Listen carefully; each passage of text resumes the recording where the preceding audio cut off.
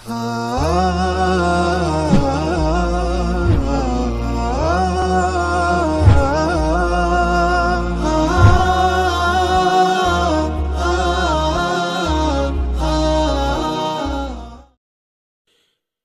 اللہ الرحمن الرحیم۔ گزشتہ سے پیوستہ پہلی ہجرت حبشہ۔ ظلم و ستم کا مذکورہ سلسلہ نبوت کے چوتھے سال کے درمیان یا آخر میں شروع ہوا تھا۔ ابتدا معمولی تھا مگر دن بدن اور ماہ بماہ بڑھتا گیا، یہاں تک کہ نبوت کے 5ویں سال کا وسط آتے آتے شباب کو پہنچ گیا، حتیٰ کہ مسلمانوں کے لیے مکہ میں رہنا دوبھر ہو گیا اور انہیں ان پیہم ستم رانیوں سے نجات کی تدبیر سوچنے کے لیے مجبور ہو جانا پڑا۔ انہی سنگین اور تاریک حالات میں سورہ کہف نازل ہوئی۔ اصلاً تو مشرکین کے پیش کردہ سوالات کے جواب میں تھی، لیکن اس میں جو 3 واقعات بیان کیے گئے ہیں ان واقعات میں اللہ تعالیٰ کی طرف سے اپنے مومن بندوں کے لیے مستقبل کے بارے میں نہایت بلیغ ارشادات تھے۔ چنانچہ اصحاب کہف کے واقعے میں یہ درس موجود ہے کہ جب دین و ایمان خطرے میں ہو تو کفر و ظلم کے مرکزوں سے ہجرت کے لیے تن بتقدیر نکل جانا چاہیے۔ ارشاد ہے وَإِذِ اعْتَزَلْتُمُوهُمْ وَمَا يَعْبُدُونَ إِلَّا اللَّهَ فَآوُوا إِلَى الْكَهْفِ يَنشُرْ لَكُمْ رَبُّكُمْ مِنْ رَحْمَتِهِ وَيُهَيِّئْ لَكُمْ مِنْ أَمْرِكُمْ مِرْفَقًا۔ سورہ کہف آیت نمبر 16۔ اور ترجمہ یہ ہے کہ جب تم اللہ سے اور اللہ کے سوا ان کے دوسرے معبودوں سے الگ ہو گئے تو غار میں پناہ گیر ہو جاؤ، تمہارا رب تمہارے لیے اپنی رحمت پھیلا دے گا اور تمہارے کام کے لیے تمہاری سہولت کی چیز تم کو مہیا کرے گا۔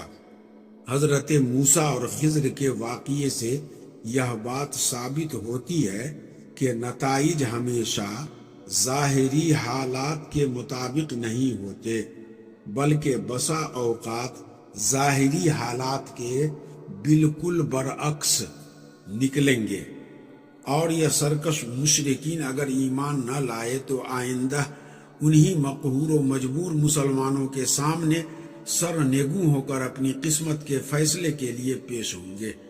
ذوالقرنین کے واقعے میں چند خاص باتوں کی طرف اشارہ کیا گیا ہے۔ نمبر 1 یہ کہ زمین اللہ کی ہے اور اپنے بندوں میں سے وہ جسے چاہتا ہے اسے اس کا وارث بناتا ہے۔ نمبر 2 یہ کہ فلاح و کامرانی ایمان ہی کی راہ میں ہے، کفر کی راہ میں نہیں۔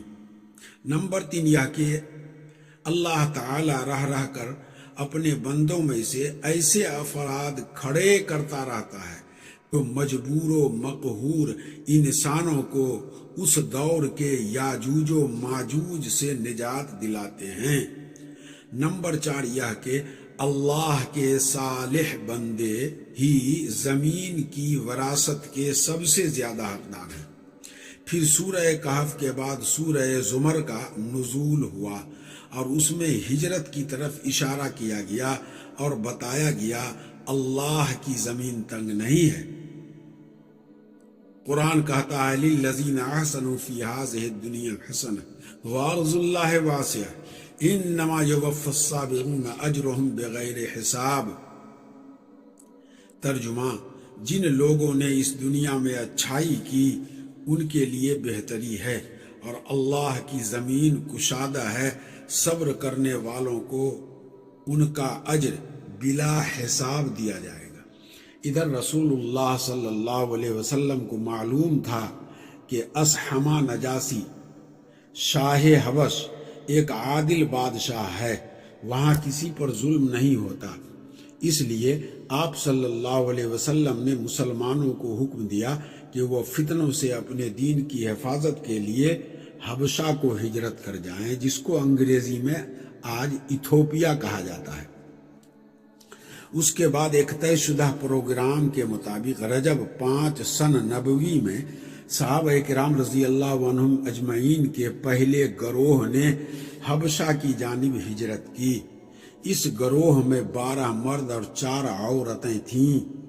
حضرت عثمان رضی اللہ تعالی عنہ ابن عفان ان کے امیر تھے اور ان کے ہمراہ رسول اللہ صلی اللہ علیہ وسلم کی صاحبزادی حضرت رقیہ رضی اللہ تعالی عنہا بھی تھیں۔ رسول اللہ صلی اللہ علیہ وسلم نے ان کے بارے میں فرمایا کہ حضرت ابراہیم علیہ السلام اور حضرت لوط علیہ السلام کے بعد یہ پہلا گھرانہ ہے جس نے اللہ کی راہ میں ہجرت کی۔ یہ لوگ رات کی تاریکی میں چپکے سے نکل کر اپنی نئی منزل کی جانب روانہ ہوئے۔ رازداری کا مقصد یہ تھا کہ قریش کو اس کا علم نہ ہو سکے۔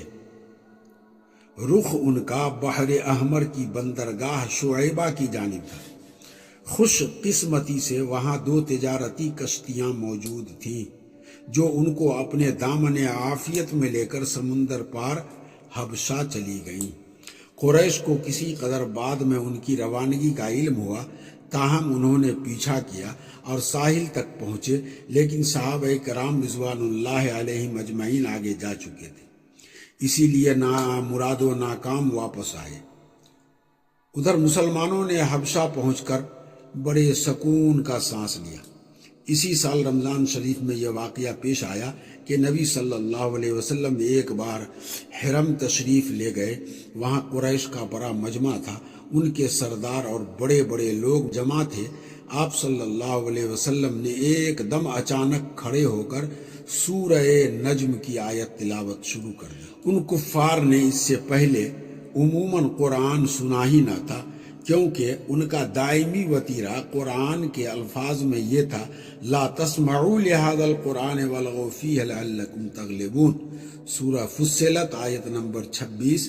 ترجمہ: اس قرآن کو مت سنو، یہ کفار مکہ کہتے تھے، اس قرآن کو مت سنو اور اس میں خلل ڈالو، یعنی شور مچاؤ، ادھم مچاؤ تاکہ تم غالب رہو۔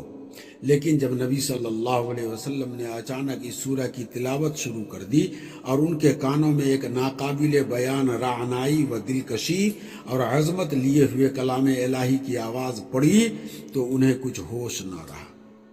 سب کے سب گوش بر آواز ہو گئے، کسی کے دل میں کوئی اور خیال ہی نہیں آیا، یہاں تک کہ جب آپ صلی اللہ علیہ وسلم نے سورہ کے اواخر میں دل دہلا دینے والی آیات تلاوت فرما کر اللہ کا یہ حکم سنایا، فَاسْجُدُوا لِلَّهِ وَاعْبُدُوا۔ سورہ نجم آیت نمبر 62 ترجمہ ہے، اللہ کے لیے سجدہ کرو اور اس کی عبادت کرو، اور اس کے ساتھ ہی سجدہ فرمایا تو کسی کو اپنے آپ پر قابو نہ رہا اور سب کے سب سجدے میں گر پڑے۔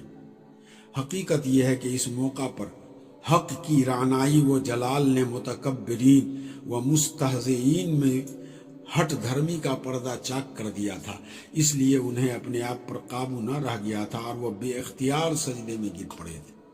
بعد میں جب انہیں احساس ہوا کہ کلام الہی کے جلال نے ان کی لگام موڑ دی اور وہ ٹھیک وہی کام کر بیٹھے جسے مٹانے اور ختم کرنے کے لیے انہوں نے ایڑی سے چوٹی کا زور لگا رکھا تھا، اس کے ساتھ ہی اس واقعے میں غیر موجود مشرکین نے ان پر ہر طرف سے عتاب و ملامت کی بچھاڑ شروع کی تو ان کے ہاتھوں کے طوطے اڑ گئے اور انہوں نے اپنی جان چھڑانے کے لیے رسول اللہ صلی اللہ علیہ وسلم پر یہ افتراء پردازی کی اور یہ جھوٹ گھڑا کہ آپ صلی اللہ علیہ وسلم نے ان کے بتوں کا ذکر عزت و احترام سے کرتے ہوئے کہا تھا، جس کا ترجمہ ہے یا بلند پایا دیویاں ہیں اور ان کی شفاعت کی امید کی جا سکتی ہے۔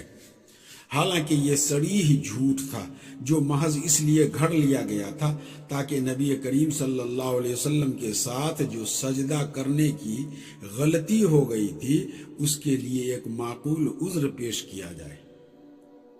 اور ظاہر ہے کہ جو لوگ نبی صلی اللہ علیہ وسلم پر ہمیشہ جھوٹ گھڑتے اور آپ صلی اللہ علیہ وسلم کے خلاف ہمیشہ دسیسہ کاری و افتراء پردازی کرتے رہتے تھے، وہ اپنا دامن بچانے کے لیے اس طرح کا جھوٹ کیوں نہ گھڑتے؟ بہرحال مشرکین کے سجدہ کرنے کے اس واقعے کی خبر حبشہ کے مہاجرین کو بھی معلوم ہوئی، لیکن اپنی اصل صورت سے بالکل ہٹ کر، یعنی انہیں یہ معلوم ہوا کہ قریش مسلمان ہو گئے ہیں، چنانچہ انہوں نے ماہ شوال میں مکہ واپسی کی راہ لی۔ لیکن جب اتنے قریب آ گئے کہ مکہ ایک دن سے بھی کم فاصلے پر رہ گیا تو حقیقت حال ظاہر ہوئی۔ اس کے بعد کچھ لوگ تو سیدھے حبشہ پلٹ گئے اور کچھ لوگ چھپ چھپا کر یا قریش کے کسی آدمی کی پناہ لے کر مکے میں داخل ہوئے۔